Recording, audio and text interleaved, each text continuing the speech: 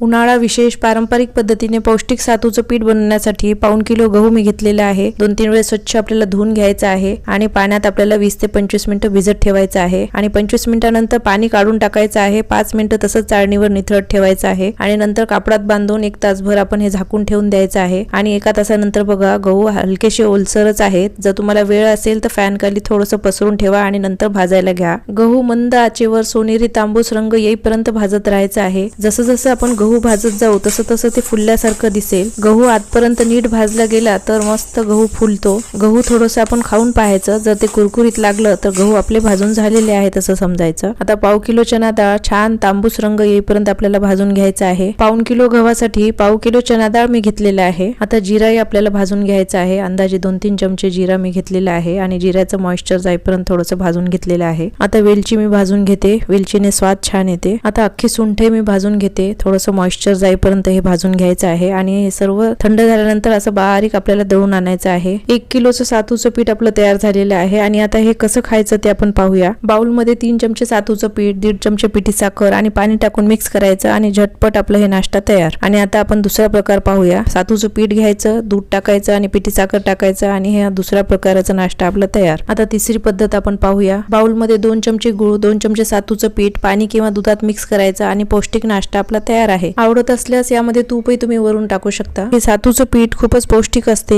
या पिठापासून लाडू पण खूप छान होतात, ते पण आपण लवकरच करणार आहोत। हे high protein high fibre energy booster सातूचं पीठ आहे। उन्हाळ्यासाठी एक उत्तम सुपर फूड आहे।